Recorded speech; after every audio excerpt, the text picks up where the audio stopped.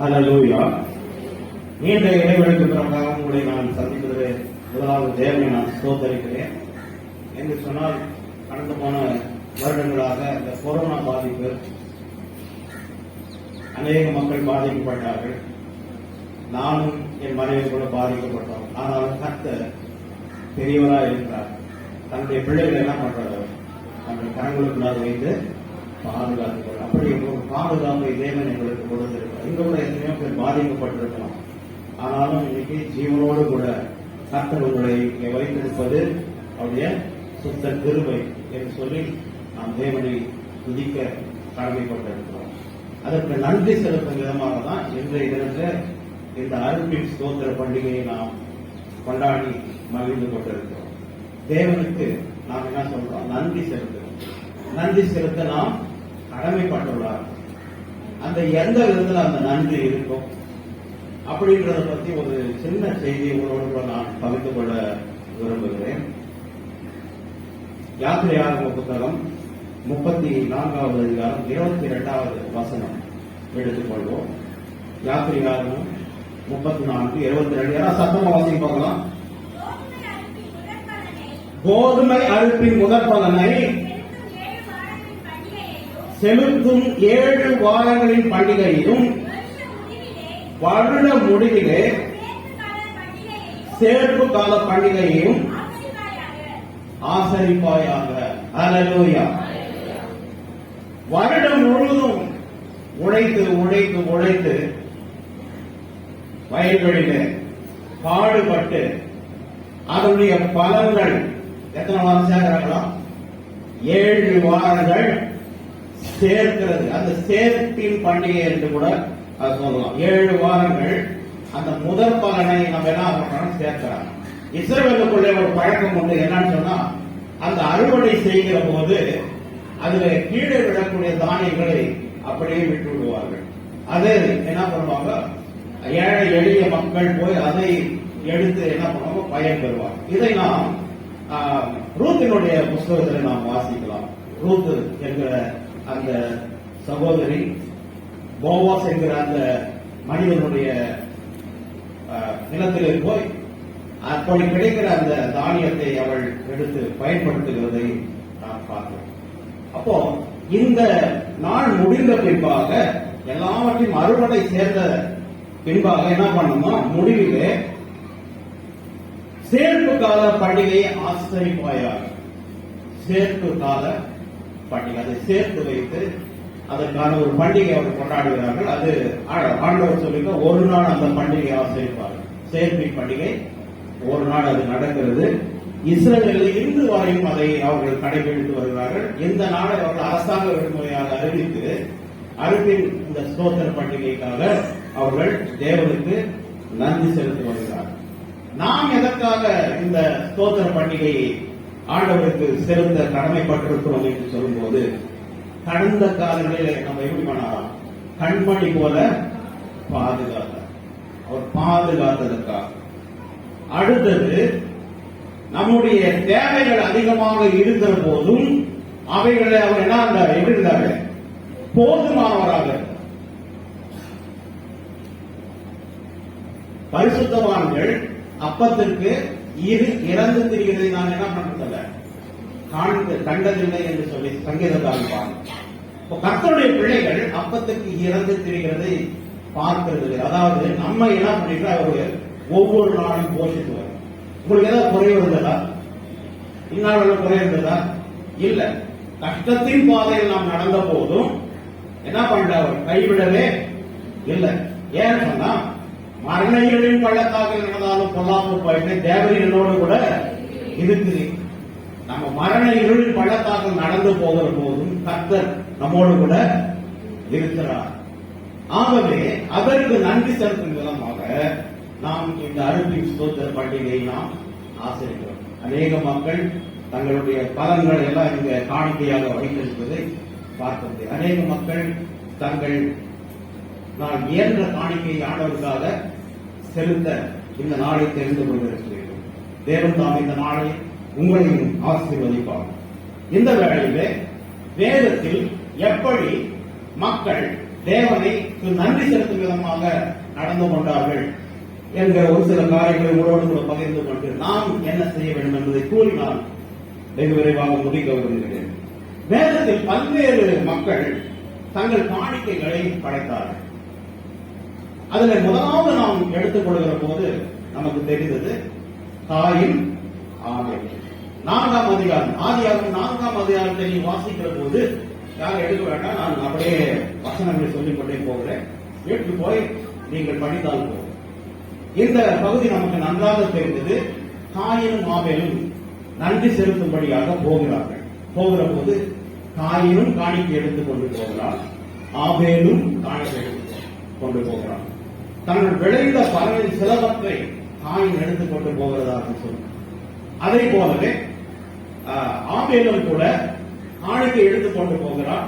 அவன் தன்னுடைய ஆட்டு மந்தையிலே நல்ல ஒரு செழிப்பா இருந்த ஒரு ஆட்டு கடாவை எடுத்துக் கொண்டு போகிறான். அந்த காலத்துல பிபிஎஸ்ல நான் படிக்கிற போது எங்களுக்கு கற்றுக் கொடுத்தது, அவன் ஏதோ எடுத்துட்டு போனான். அந்த காயின் வந்து கண்டதெல்லாம் சொல்ல முடியாது, விளைந்த பாங்க எடுத்துட்டு போனான். அதுல எது நல்லா இருந்துச்சு என்ன இருந்துச்சுன்றது தெரியாது. ஆனா ஆபேல் நல்லதை தேர்ந்தெடுத்து எடுத்து போனான் அப்படின்னு சொன்னான். நான் வேதத்தை ஆராய்ந்து பார்க்கிற போது அது காரணமாக எனக்கு தெரியவில்லை. என்ன காரணமாக இருந்தது என்று சொன்னால், காயின் ஒரு காரியத்தை செய்கிறான். அவன் கடினப்பட்டு உழைத்து கிடைத்த பலன்தான்.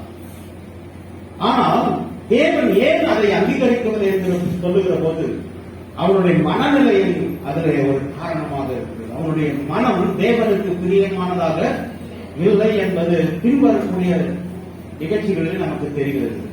அப்போ ஏனோதானா என்கிற ஒரு காணிக்கை அப்படிதான் சொல்லணும். அவன் எதை எடுத்துட்டு போனான்றதுல அவன் மனநிலைமை நல்ல ஒரு மனநிலைமையோடு கூட ஆண்டவருக்கு கொடுக்க வேண்டும் என்று சொல்லி அவன் எடுத்துக்கொண்டு போகவில்லை. அப்படிதான் ஆண்டவருக்கு கொடுக்கிற போது ஏனோதான் அவனுக்கு கொடுக்காது, அவருக்கு பிரியமானதா இருந்தால் பார்த்துக் கொள்வது. அடுத்தது இன்னொரு காரியத்தை நான் பார்க்கிற போது, அவர் ஆதாமின் நிமித்தம் அந்த நிலத்தை என்ன பண்றார்? சபிக்கிறார். சபிக்கப்பட்ட நிலத்தினுடைய பலனை ஆண்டவருக்கு எடுத்துக் கொண்டு ஏன் இதை சொல்ல விரும்புகிறேன்? ஆண்டவர் எல்லா காணிக்கையும் அங்கீகரிப்பது கிடையாது. சாபத்திற்குள்ளான காணிக்கையை ஆண்டவருக்கு செலுத்தக்கூடாது. என்னங்க சாபத்துக்குள்ள? பிறரை வஞ்சித்து ஏமாற்றி சொத்துக்களை சேர்த்திருப்பாய், ஆனால் அதிலிருந்து ஆண்டவருக்கு காணிக்கை எடுத்துக் கொண்டு போவார். ஒருவேளை கிறிஸ்தவர்களாக நாம் ஒரு சில இடங்களில் லஞ்சம் பெற்றுக்கொண்டு அந்த காணிக்கை எடுத்து போய் ஆண்டவருக்கு முன்பாக செலுத்தக்கூடாது. அப்ப நம்முடைய இதயம் சுத்தமா இருக்கணும், காணிக்கை எப்படி இருக்கணும்? சுத்தமா. இதுதான் காயினாவியனுடைய காரியத்தில் நமக்கு ஆண்டவர் உணர்த்துகிற காரியம். அடுத்ததாக ஒரு சில பரிசுத்தவான்கள் காணிக்கையை செலுத்தியிருக்கிறார். நோவா காணிக்கையை செலுத்தியிருக்கிறார், ஆபிரகாம் காணிக்கையை செலுத்தியிருக்கிறார், ஈசாக்கு, யாக்கோபு போன்றவர்களும் பழைய பாட்டு காலத்தில் இவர்கள் எல்லாம் காணிக்கையை செலுத்தி ஆண்டவரை மகிமைப்படுத்தி இருக்கிறார்கள். நோவா தன் பேழைக்குள்ளாக பிரவேசித்து ஆண்டவரால் காப்பாற்றப்பட்டு திரும்பும் கரைக்கு திரும்புகிற போது உடனடியாக ஒரு நன்றி செலுத்தும் காணிக்கையை ஆண்டவருக்கு செலுத்துகிறார். அப்போ நான் காக்கப்பட்டதற்காக ஆண்டவருக்கு நன்றி செலுத்துகிறதை பார்க்கிறோம். அடுத்து ஆபிரகாம், ஈசாக்கு, யாக்கோபு என்பவர்கள் அவர்கள் பெற்ற ஆசீர்வாதங்களில் இருந்து முதலாக அந்த தசம பாகம் என்ன சொல்லப்படக்கூடிய காணிக்கையை அவர்கள் அனைவரும் ஆண்டவருக்கு செலுத்துகிறதை பார்க்கலாம். தசம பாக காணிக்கை முதலாவது ஆபிரகாம் செலுத்துகிறார். மெல்கிசேதேக்கின் முறைமையின்படி அங்கே காணிக்கை தசம பாக காணிக்கை வழங்கப்பட்டது என்று ஆதியாகமத்தில் நாம் வாசிக்கலாம். அப்போ காணிக்கை வழங்குகிற போது கொடுக்கிற போது ஆண்டவருக்கு என்று ஒரு விகிதத்தை அவர்கள் பிரித்து இது உமக்கு சொந்தம், நீர் எங்களுக்கு கொடுத்திருக்கிற ஆசீர்வாதத்திலிருந்து நாங்கள் உமக்கு இதை கொடுக்கிறோம் என்று சொல்லி ஒரு ஆசீர்வாதத்தை அவர்கள் அந்த ஆண்டவர் கொடுத்த ஆசீர்வாதத்தை அவர்களுக்கு திரும்ப காணிக்கையாக செலுத்துகிறதை பார்க்கலாம். மூன்றாவதாக ஒரு பெண் காணிக்கை செலுத்துகிறாள்.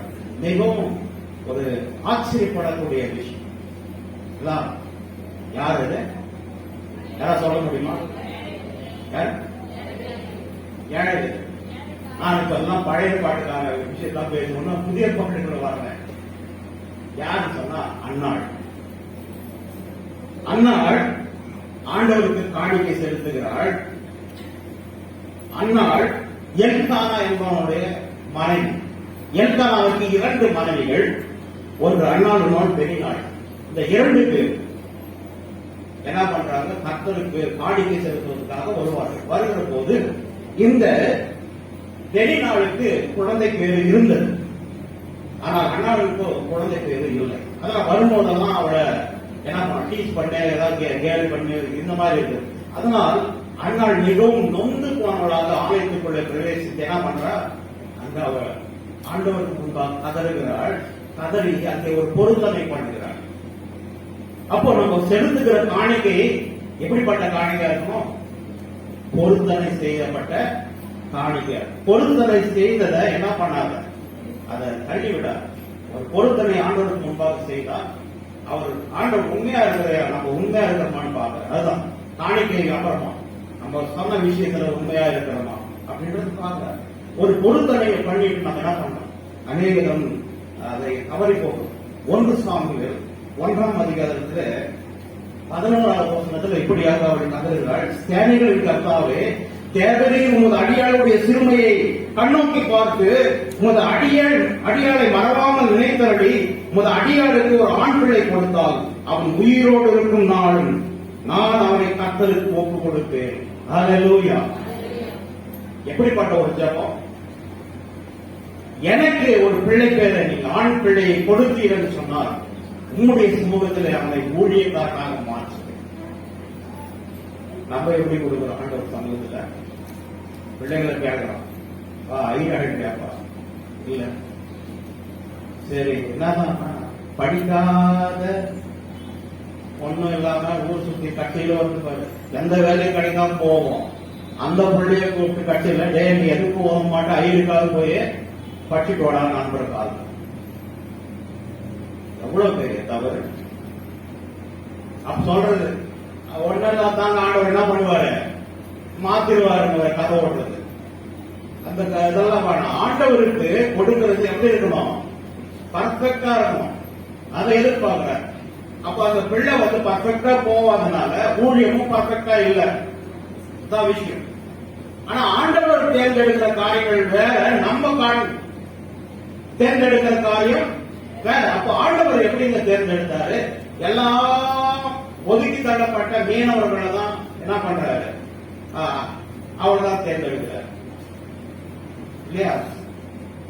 அந்த மக்களை தேர்ந்தெடுத்து அவருடைய இதே வேற. என்ன ஒன்றுமில்லாததிலிருந்து என்ன பண்ணுவாரு? பெரிய காரியங்களை செய்வார். அது அவரு. மனிதனுடைய தன்மை அப்படி கிடையாது. கர்த்தருக்கும் மனிதனுக்கும் நாம் என்ன பண்ண கூடாது? எப்பவுமே அந்த கம்பாரிசன் இருக்கு. அவர் ஒன்றுமில்லாததை பெரிய காரியங்களை மாற்றுவார். ஒன்றுமில்லாத களிமண்ணை உருவெடுத்து மனிதனாக மாற்றியிருக்கிறார் இல்லையா? அப்ப ஒன்றுமில்லாத காரியத்தை மாற்றுவது கர்த்தரால் முடியும், மனிதனால் முடியாது. நம்ம என்ன பண்ணணும்? நம்ம எது சிறந்ததோ அதை தான் ஆண்டவருக்காக கொடுக்க வேண்டும் என்பதை இந்த அன்னாள் அழகாக செய்யும். சரியா? அடுத்தது 27, 28 வசனங்களை நாம் வாசித்து பார்த்தோம்னா, அதே மாதிரி ஆண்டவர் அவளுக்கு ஒரு ஆண் குழந்தை கொடுக்கிறார். உடனடியாக பால் மறந்தவுடன் ஏற்கான அவட சொல்றார், என்னுடைய பிள்ளையை நான் இந்த மாதிரி ஆண்டவருக்கு கொடுப்பதாக நான் என்னை ஒப்பு கொடுத்திருக்கிறேன் அப்படின்னு சொல்லுகிற போது ஏற்கான சொல்றான், பிள்ளை பால் மறந்தது என்பது அப்படின்றார். அப்ப அந்த குடும்பத்துல எப்படி ஒரு ஐக்கியம் இருக்கிறது பாருங்க. இந்த பிள்ளைக்காக விண்ணப்பம் பண்ணினேன், நான் கர்த்தரிடத்தில் கேட்ட விண்ணப்பத்தின்படி எனக்கு கட்டளையிட்டார். ஆகையால் அவன் கர்த்தருக்கு கேட்கப்பட்டபடியினால். யாருக்காக கேட்டது? எனக்கு தான் ஆண்டவரே.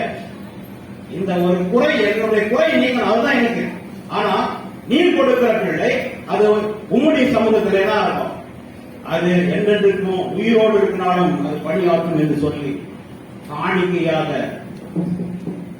சாமுவேலை ஒப்பு கொடுக்கிறதை நாம் பார்க்கலாம். இப்ப காணிக்கையில பல வகைகள் நாம் பார்த்து கொண்டே வரோம். எப்படிப்பட்ட காணிக்கைகள் எப்படி எல்லாம் செலுத்திருக்கிறாங்க. இன்னொரு இடத்துல ஒருத்தர் காணிக்கை செலுத்துகிறார். அது பாவ மன்னிப்புக்கான காணிக்கையா இருக்கு. சரியா? பாவ மன்னிப்புக்கான பலியாக, பாவ நிவாரண பலி என்பதே ஒரு காணிக்கை தான். பழைய ஏற்பாட்டு காலத்தில் பாவ நிவாரண பலி என்று சொல்லுகிற போது ஆட்டுக்கடாவை எடுத்துக்கொண்டு பலிபீடத்திலே பலியிட்டு அதனுடைய ரத்தத்தை என்ன பண்ணுவாங்க? தெளிப்பாங்க. அது ஒரு பலி, அது ஒரு காணிக்கை. நம்முடைய பாவனை மன்னிக்கும்படியாக பாவ நிவாரண பலியாக ஆண்டவராக இயேசு கிறிஸ்து என்ன பண்ணார்? சிலுவையில மரித்தார். அவர் பலியாக தேவனுக்கு தன்னுடைய காணிக்கையாக தன்னுடைய சரீரத்தையே என்ன பண்றார்? கொடுக்கிறார். சரி, பாவ மன்னிப்புக்காக யார் காணிக்கை கொடுத்தது? யோபனுடைய சரீரத்தை நாம் எடுத்துக்கொண்டோம் என்று சொன்னால், அங்கே யோபு தன்னுடைய பிள்ளைகளுடைய பாவத்திற்காக அவன் பலியிட்டு காணிக்கை செலுத்துகிறதை பார்க்கலாம். யோபு 1ஆம் அதிகாரம் 5வது வசனத்தில் இப்படியாக வாசிக்கிறோம்.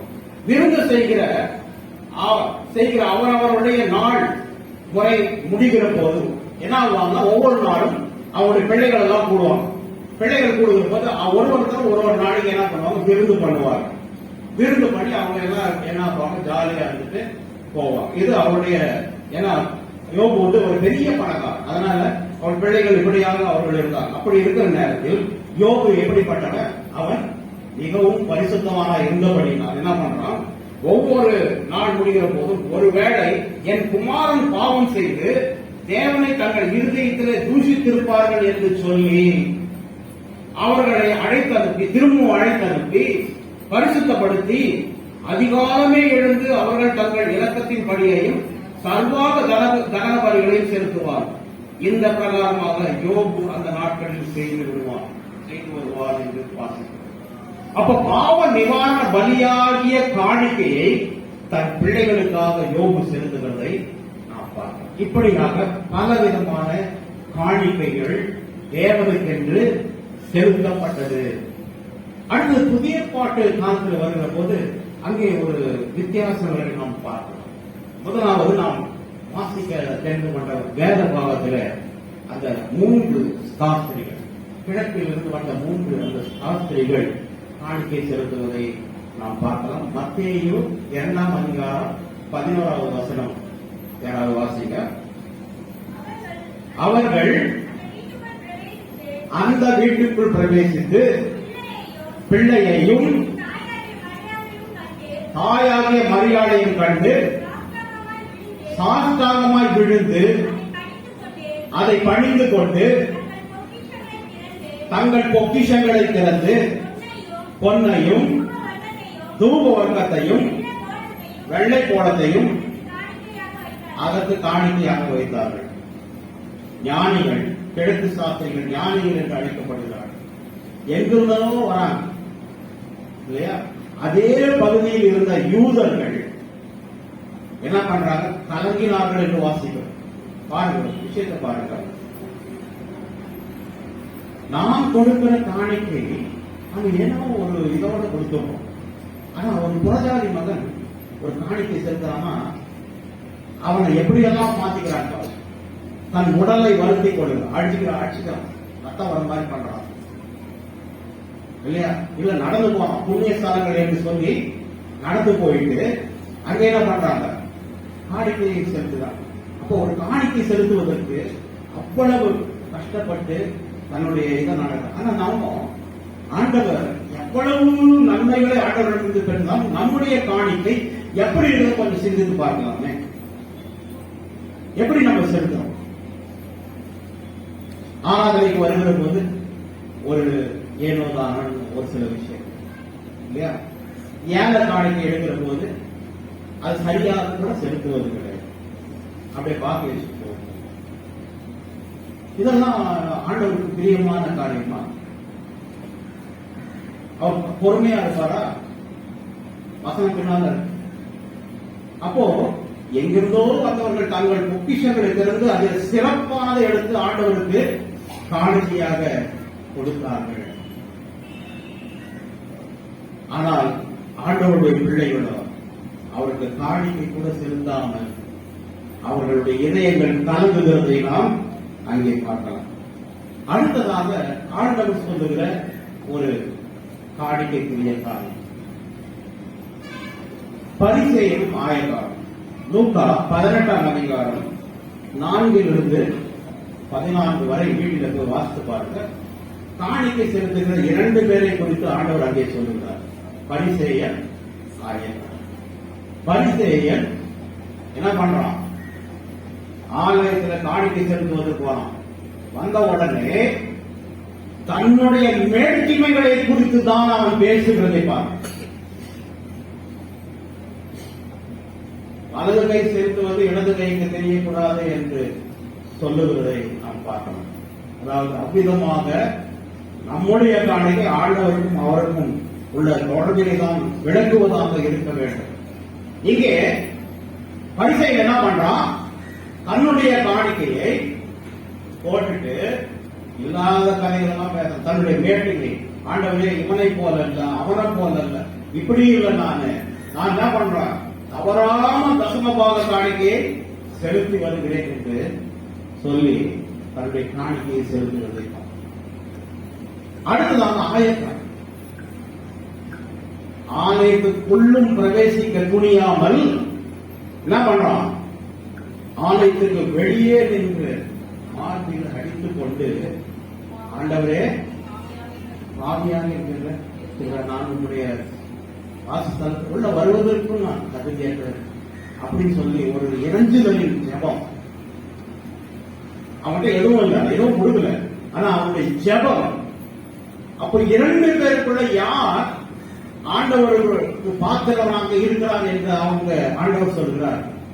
பரிசேயர் அல்ல, ஆயக்காரனே என்று சொல்றார். அப்போ நம்முடைய இதயம் எப்படி இருக்கணும்? ஆண்டவருக்கு பிரியமானதா இருக்க வேண்டும்.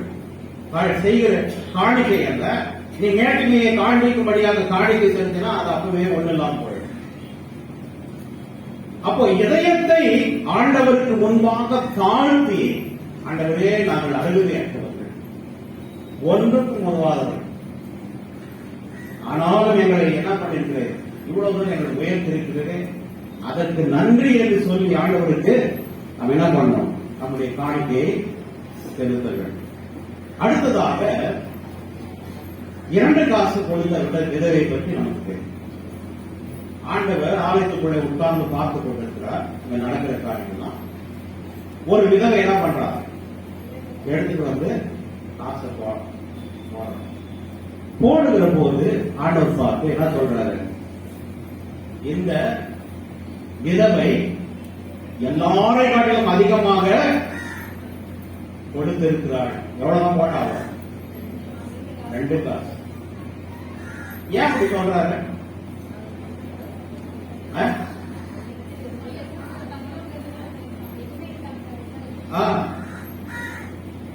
அடுத்த வேலைக்கு எப்படி என்னுடைய வாழ்க்கை நடக்கும் என்று தெரியாது. அடுத்த வேலைக்கு என்ன நடக்கும் தெரியாது. ஆனா என்ன பண்ற? தன்னிடமிருந்து எல்லாத்தையும் போட்டு, அது சின்ன இதுதான், ஏன்னா அதை விட்ட வேற எதுவும் அவங்ககிட்ட இல்லை. அப்போ நாம் வருகிற போது ஆண்டவர் காணிக்கை செலுத்தும்படியாக ஆலயத்துக்குள்ள பிரவேசித்து வர வேண்டும். வார்த்தை கேட்டு அப்படியே போய்விட, காணிக்கை செலுத்த வேண்டும். உங்களோட இருக்கிறது எல்லாத்தையும் கூடன்னு சொல்ற ஆண்டவர் ஏன் பாக்குறாருன்னா, அடுத்த விஷயம் சொல்றாரு, இவர்களெல்லாம் தங்களுக்கு கொடுத்த பரிபூர்ணத்திலிருந்து கொஞ்சம் போட்டார்கள், அவ்வளவு தனக்குள்ள எல்லாவற்றையும் கொடுத்து விட்டார். ஆகாயத்தை பாருங்கள், நோக்கி பாருங்கள், இருக்கிறதும் இல்லை, அறிந்ததும் இல்லை, கலைஞர்கள் சேர்த்து வைக்கிறதும் இல்லை, ஆனாலும் பரமிக்கு அவளை போஷிக்கிறார். அப்போ முழு நம்பிக்கை யாருல? அதுதான் பார்க்க முழு நம்பிக்கை. நமக்கு எப்ப முழு நம்பிக்கை வரும்? சாவர மாதிரி நடக்கும், அப்பதான் நம்பிக்கை வரும். ஐயோ வேற வழியே இல்லை, மருத்துவர்கள் கைவிட விட்டாங்க, உழைக்குமா இல்லையான்றதான் ஆண்டவரே நம்பணும். ஏதாவது ஒரு பெரிய ஆபத்து வருகிற போதுதான் நமக்கு என்ன வருது? ஆண்டவர் மேல நம்பிக்கை என்பது வருகிறது. கர்த்தருக்கு பிரியமானவர்களே, கர்த்தர் வார்த்தை அவர் மேல் முழு நம்பிக்கையா இருக்கிற மனுஷன் வாக்கியம் முழு என்ன பண்ணணும், நம்பிக்கையோடு இருக்க வேண்டும். அதுதான் ஆண்டவர் எதிர்பார்க்கிறார். என் பிள்ளை என்ன முழுமையா என்ன பண்ணணும், நம்ப வேண்டும். அதுதான் காணிக்கை, அதுதான் காணிக்கை. இப்போ ஆண்டவர் விரும்புகிற காணிக்கை நம்முடைய இதயத்திலே எப்படி இருக்கணும், அவர் விரும்புகிற வண்ணமா இருக்கும். அவருடைய பிள்ளைகளுடைய எண்ணங்கள் அவருடைய எண்ணங்களை செய்கிறதா இருக்க வேண்டும். அதான் ஆண்டவர் விரும்புவதற்காக. சரி, இப்ப இந்த விஷயத்தெல்லாம் காணிக்கையெல்லாம் நம்ம பார்த்துட்டோம். நம்ம என்ன காணிக்கை செலுத்துவோம்? இன்னைக்கு நன்றி செலுத்தும்படியாக வந்து எல்லாம் உட்கார்ந்து இருக்கிறோம். நாம் என்னத்தை செலுத்துவோம்? சங்கீதக்காரன் என்ன சொல்றோம்? பூமியும் அதன் நிறைவும் உலகமும் அதன் குடிகளும் கர்த்தருடையது. பூமியும் அதன் நிறைவும் உலகமும் அதன் குடிகளும் கர்த்தருடையது. இல்லையா? அப்படிதானே? சங்கீதம் 95 வாசம் பாத்தீங்கன்னா ஃபுல்லா அதேதான் வரும். சமுத்திரம் அவருடையது, வெட்டாந்தரையும் அவரே உண்டாக்கினார், பூமியின் ஆழங்கள் அவர் கரங்களில் இருக்கிறது. இப்படி வசனங்கள் எல்லாம் அதேதான்.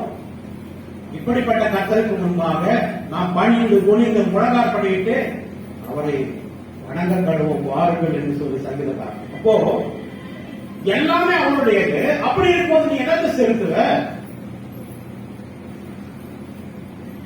என்னத்தை செலுத்துவ? என்னத்தை செலுத்துவீங்க? பூமியும் அதன் நிறைவும் உலகமும் அதன் குடிகளும். குடிகள் யாரு? நாம். அப்போ நாமும் அவருக்கு சொந்தமானவர்கள். அப்ப நம்ம என்ன பண்ணணும்? முதலாவது என்ன பண்ணணும்? நம்மை அவருக்கு செலுத்த வேண்டும். ஆண்டவர் எதிர்பார்க்கிறதா தான். அவருக்கு சொந்தமானவர்களாக இருந்தோம். ஆனா பாவத்தினாலே பிசாசுக்கு சொந்தமானவர்களாக மாறிட்டோம். ஆனாலும் அவர் நம்மை விடவில்லை.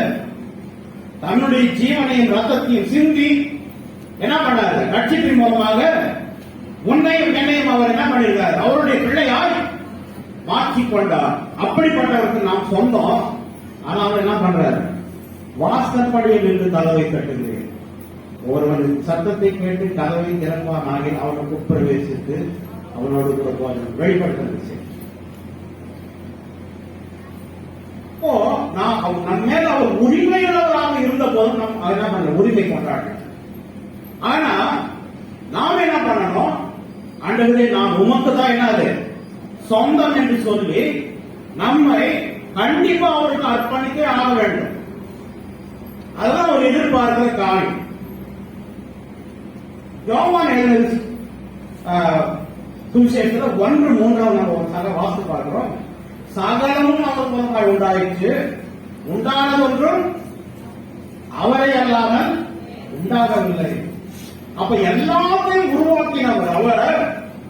அவருக்கு நம்ம எதை காணிக்கையாக செலுத்தவே முடியாது அப்படின்னு. தேவன் நம்ம இடத்தில் என்ன எதிர்பார்க்கிறார்? முதலாவது நம்மை அர்ப்பணிக்கும்படியாக அவர் விரும்புகின்றார். அடுத்தது அவர் நம்மிடம் என்ன எதிர்பார்க்கிறார் அப்படின்னா, மல்கியா 3ஆம் அதிகாரம் 10ஆம் வசனம். யார் சத்தமா வாசிங்க? என் ஆலயத்தில் ஆகாரம் உண்டாயிருக்கும்படி தசம பாகங்களை எல்லாம் பண்டக சாலையிலே கொண்டு வாருங்கள். அப்பொழுது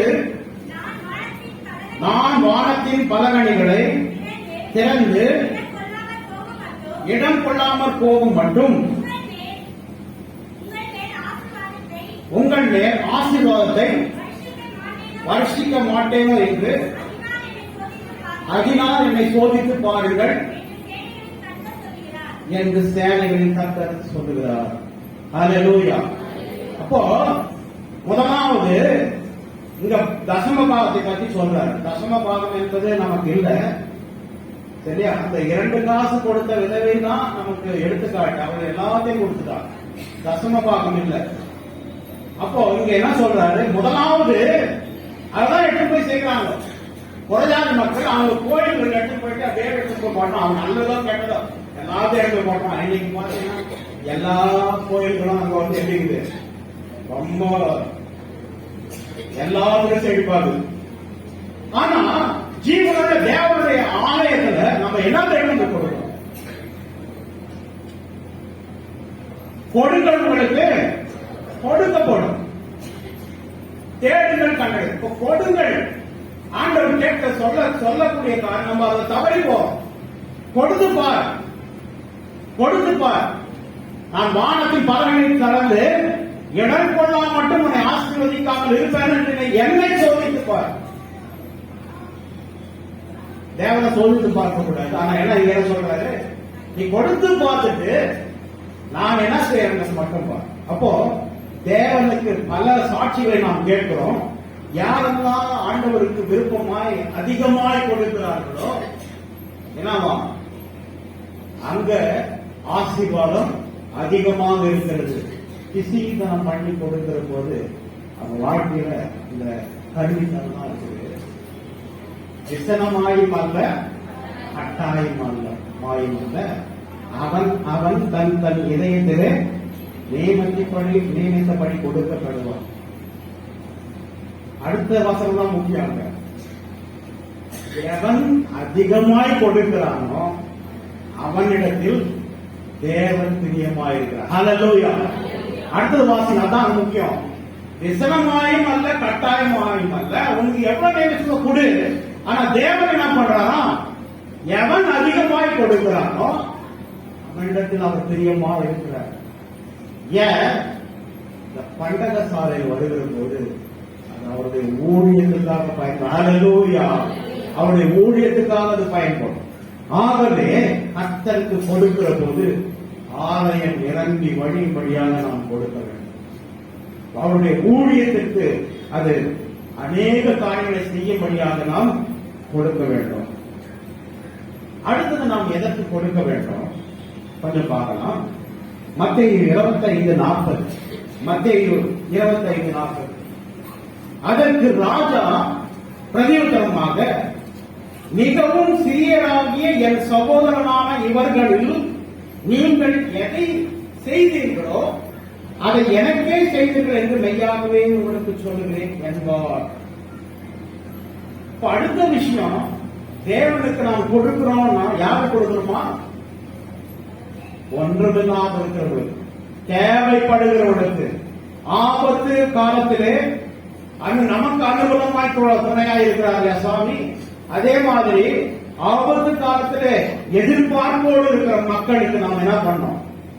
உதவி செய்ய வேண்டும், உதவி செய்ய வேண்டும். நம்ம விட இஸ்லாமிய சகோதரர்கள் அளவுக்கு அதிகமாக உதவி செய்யணும். கொரோனா காலத்தில் அது பார்க்கும். ஒரு கொரோனாவால் பாதிக்கப்பட்ட ஒரு ஆணோ பெண்ணோ மரணிக்கும் போது முகம் சுழிக்காமல் எடுத்து போயிட்டு அதை பார்த்தாங்க. நம்மளால செய்ய முடியல, கிறிஸ்துவ பிள்ளைகளா நம்மளால செய்ய முடியல. நம்ம அந்த அன்பு இல்லையே இருந்துச்சு, மருத்துவமனைகளா இருந்துச்சு. ஆனா இப்ப எல்லாத்தையும் என்ன பண்ணிக்கிறோம்? எல்லாத்தையும் வேறு விதமாக அதை பயன்படுத்திக்கிறோம், வேறு விதமாக அது மாற்றப்பட்டிருக்கிறது. ஏன் சொல்றேன்னா, நான் உன்னை நேசிப்பது போல நீயும் பிறரை நேசிக்க வேண்டும் என்று சொல்லப்பட்டிருக்கிறது. அப்போ நாம் எந்த இடத்துல என்ன பண்றோம், நேசிக்கிறோம் என்பதை பார்க்க வேண்டும். அப்ப இந்த சிறியதையும் எனக்கு எதை செய்ய அதான் எனக்கு செய்த மாதிரி அப்படின்னு சொல்றோம். அவர்களுக்கு என்ன செய்தீங்களோ அது எனக்கு செய்த மாதிரி சொல்றேன். அப்ப நாம் காணிக்கையை என்ன பண்ணணுமா, இப்படிப்பட்டவர்களுக்கு நம்மால் இயன்ற உதவிகளை செய்யும் போது அது தேவனுக்கு கொடுத்ததாக அது கருதப்படும். அதனால நான் நீதிமொழிகள்ல என்ன பண்ணுவார் 19:17 இப்படி சொல்றது, ஏழைக்கு இறங்குறவன் கர்த்தனுக்கு கடன் கொடுக்கலாம். அதுக்கே வசனங்களையும் வாசிப்பாங்க, அதே பேஸ் பண்ணிதான் வரும். ஏன் சொல்றேன்னா, ஏழைக்கு இறங்குகிற போது கர்த்தர் நமக்கு அவருக்கு கடன் கொடுப்பதாக அவர் கருதுகிறார். அவர் திருப்பி கொடுக்கும்போது எப்படி பண்ணுவாரு? தேவன் அதை என்ன பண்ணுவாரா, திருப்பி கொடுப்பாரு. எப்படி திருப்பி கொடுப்பாரு? பல மடங்காக திருப்பிக் கொடுக்கும். அப்போ ஏழைகளுக்கு நாம் என்ன பண்ணோம்? இரக்கம் செய்கிறவர்களாக இருக்க வேண்டும். கடைசியாக அருள்பின் சோஸ்திர பண்டிகை அப்படின்னா என்ன? எல்லாவற்றையும் அறுத்து எடுத்து கொண்டு வந்து சேர்த்து வைத்து ஆண்டவருக்கு முன்பாக ஸ்தோத்திரப்படுத்துவது, அவரை துதிப்பது. ஆண்டவர் எதிர்பார்க்கிறதால அதான் அந்த அருள்பின் சோஸ்திர பண்டிகை உங்ககிட்ட எதிர்ப்பாங்க, எனக்கு எதிர்ப்பாங்க. என்னங்க அது அப்படின்னு கேட்கிற போது, அறுப்பு மிகுதி வேலையாட்களும் கொஞ்சம். அறுப்புக்கு வேலையாட்களை அனுப்பும்படியாக பிதாவிடம் வேண்டிக் கொள்ளுங்கன்னாரு. வேண்டிக்கே இருந்தா போதுமா? வேண்டுதல் செய்ய வேண்டும். ஆனா அதை விட இறங்கி வேலையாள் கம்மினா யார்கிட்ட போவார்? தேவதர்கள் வந்து அனுப்பாங்களா? விளைந்திருக்கிற பலனை தேவதர்கள் வந்து அனுப்பார்களா? யார் இறங்கணும்? கர்த்தருடைய பிள்ளைகளாக நாம் தான் இறங்கணும். எல்லா இடமும் என்ன இருக்குது? விளைஞ்சி கிடக்கிறது. களஞ்சியங்களை நிரப்பும்படியாக நாம் இறங்கி சென்று என்ன பண்ணோம்? அறுத்து எடுத்து கர்த்தருடைய பாதத்தில் சேர்க்க வேண்டும்.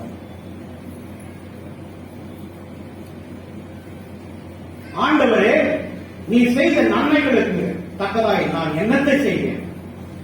என்னத்தை செய்ய முடியும்? ஒன்றும் செய்ய முடியாது.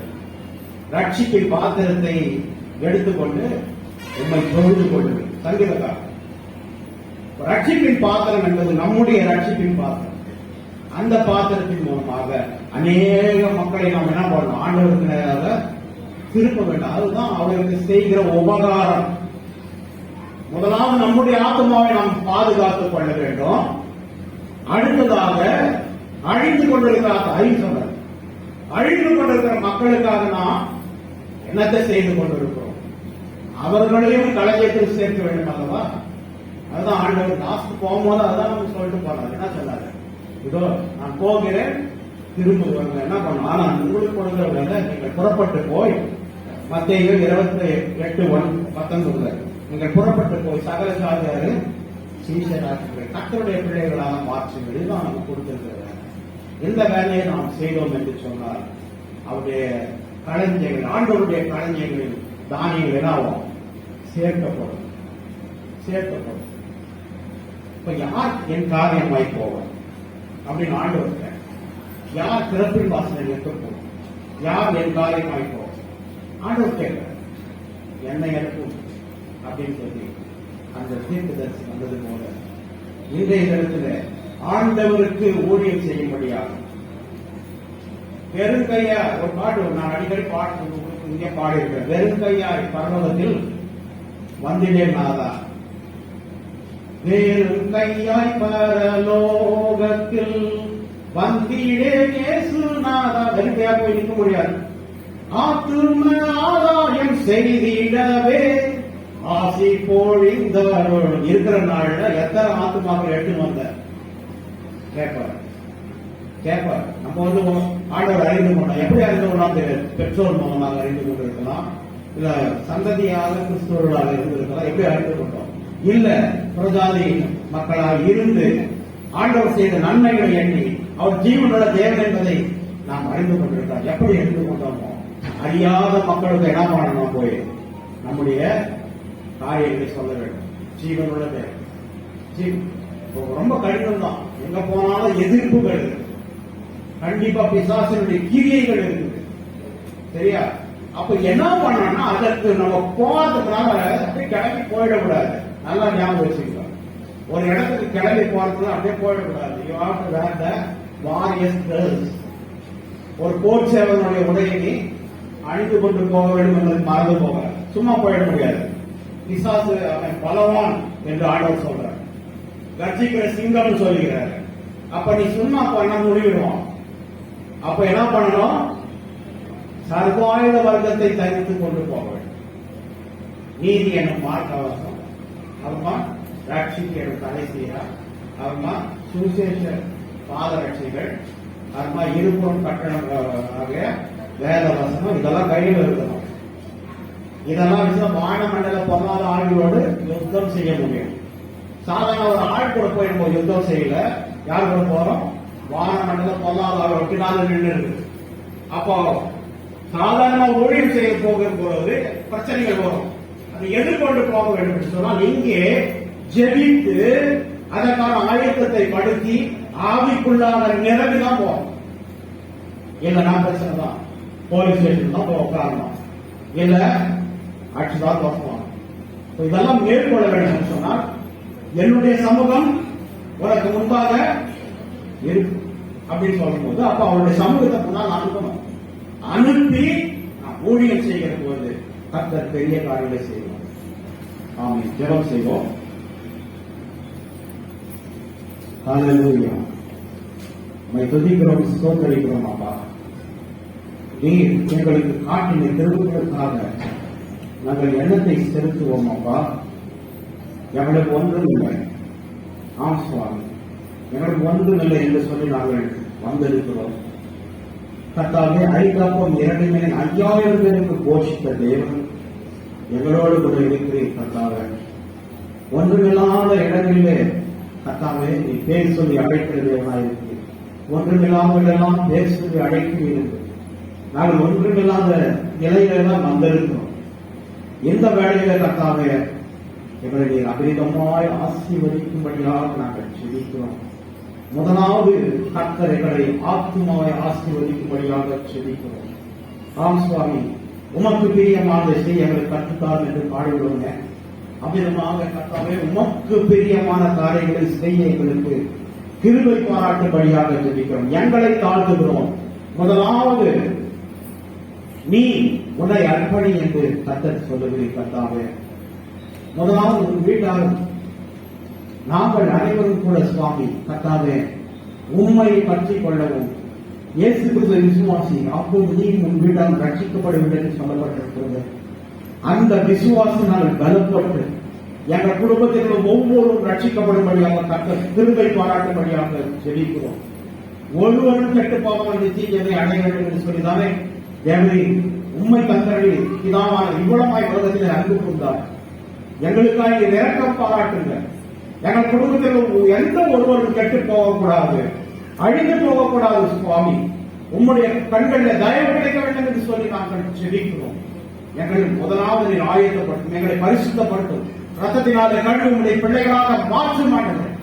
அடுத்ததாக நாங்கள் செய்ய வேண்டிய கர்த்தருக்காக நாங்கள் மனப்பூர்வமாய் கொடுக்க எங்களுக்கு உதவி செய்ய மாட்டோம். எங்களுக்கு நல்ல மனதை கொடுக்கும். நீ எவ்வளவு கொடுத்தாலும் அதை பல மடங்காக எங்களுக்கு ஆசீர்வாதமாக தருவேன் என்று சொல்லி நீ சொல்லி இருக்கிறீர். கர்த்தாவே, கொடுக்கிற கரங்களை கர்த்தர் நீ ஆசீர்வதிக்கும்படியாக, கொடுக்கிற மனதை மன நம்பியத்தோடு கொடுக்கவும் கர்த்தர் நீ ஒவ்வொருவரும் ஆசீர்வதிக்கும்படியாக ஜெபிக்கிறோம் ஆண்டவரே. அதே போல கடைசியாக கர்த்தாவே நீர் எண்ணி ஏந்துகிறனார்கள் ஆத்துமாக்களும் பாதங்களை கொண்டு வந்து சேர்க்கப்பட வேண்டும். அதற்காக தான் கலங்குகிறீர், கண்ணீர் வடிக்கிறீர்கள். யார் யார் என்னுடைய காரியமாய் போவான், யார் திறப்பின் வாசலில் இருந்து அந்த திறப்பை அடைக்க முடியும் என்று சொல்லி கர்த்தர் ஏங்குகிறீர். அதற்காக நாங்கள் ஜெபிக்கிறவர்கள் கர்த்தாவே, நாங்கள் போர்க்களத்தில் இறங்கி அந்த ஆத்துமாக்கள் அறுவடை செய்யலாம் எங்களை மாற்றி காணுகிறேன். தொடர்ந்து நீர் இந்த சபையில கர்த்தர் கிரியை செய்து பெரிய காரியங்களை செய்யும்படியாக ஜெபிக்கிறோம். சபையினுடைய போதகர் குடும்பங்களை இந்த கருங்கள் ஒவ்வொரு ஊழியர்களையும் கர்த்தாவே அவர் குடும்பம் கர்த்தர் ஆசீர்வதிக்கும்படியாக ஜெபிக்கிறோம்.